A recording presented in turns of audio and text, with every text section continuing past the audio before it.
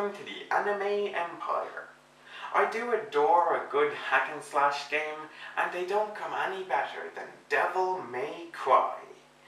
In a review, Lord Fail may have pointed out one or two inherent flaws. For example, a story that hides from you camera angles interested in everything except the battles, and a general void of not giving a shit. Yet, when did this ever get in the way of a good computer game? The real problem is when you transcribe this to an anime. Here's Devil May Cry, let's dig in.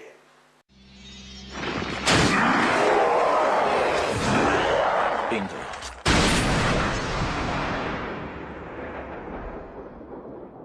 For those of you who never played the game, let me explain the concept.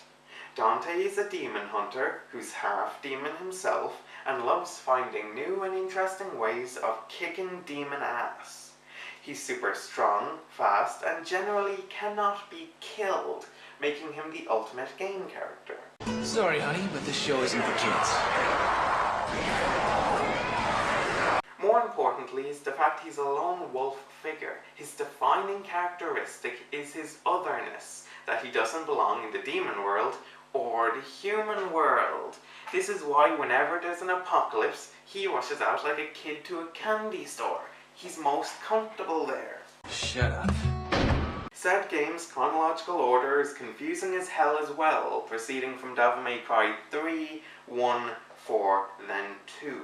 The anime is set somewhere in the middle, so he's not the annoying punk he was in 3, nor the bearded aloof jackass he was in 4. Bastard. You know the concept, if it ain't broke, don't fix it? This show is a perfect example why. It adds characters that Dante from the game would either shoot through the skull or run 1,000 miles away from.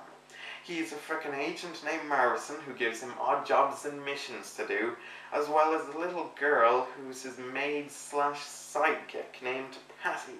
And the atmosphere here is just plain wrong. Dante's office in the game was a dark, dank hellhole with demons' heads held up with swords piercing their skulls on plaques. Here, it's a nicely lit, child-friendly area. And the anime shows it knows this is wrong, clawing its way towards more epic arenas, only to be knocked back here. That's great, well done. A series of far from Devil May Cry events occur in the anime. Dante's a bodyguard and assassin, plays a game of poker, and spends an unusual amount of time in an ice cream parlor with a roller skating waitress. Good grief. And so this is my number one complaint, the lack of action. After introducing the client of the week, listening to their sob story, and being utterly shocked the demons are involved, there's usually only enough time for a single fight, which although awesome, is short as hell.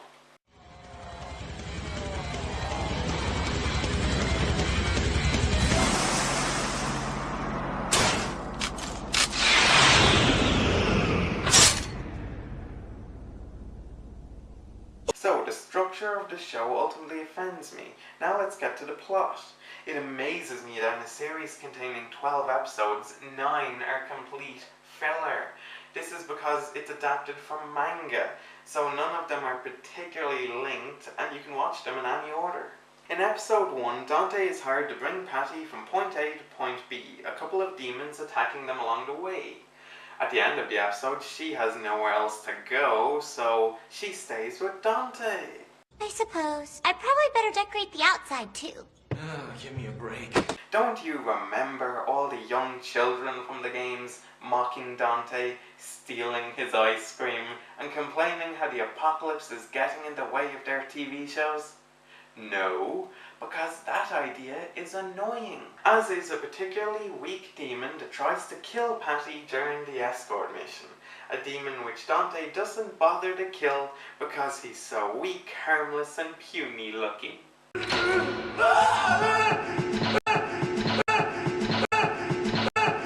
As we wait for the plot to resume, Dante decides to take on a different case each week, which follows the pattern of talkie, story. Oh shit, we're running out of time. Now get Dante into a brief but awesome battle. and the fights are great, if not just a bit repetitive. The demons have all heard of Dante, son of Sparta, so there's some awesome banter beforehand. There's the perfect balance of gun battle and swordplay in fast-paced and well-animated fights. My only complaint is that it tries to be a bit artsy, giving odd angles, close-ups, and not showing what's going on all the time. In episode 11 and 12 then, the anime remembers there's a story out there somewhere, and since Patty's around, she may as well play an integral part of it. The annoying weak demon who Dante spared also comes back to bite him on the ass, metaphorically luckily. No, instead he crucifies Dante with a sword through his chest. My verdict is inevitably the same as any game anime crossover, that it's better for fans of the game. For anyone else though, Devil May Cry is a very nice anime, but is nice really what you want to spend 4 hours watching? Like what Patty has done to Dante's office, the anime has cleaned up the concept of the game and filled up the place with stuffed animals and pretty things. There's no boss battles which give Dante cool looking weapons, no larger than life villains, no creepy puppets, and no moments I'll remember 5 minutes after I put this down. This is the Anime Empire and I am not amused.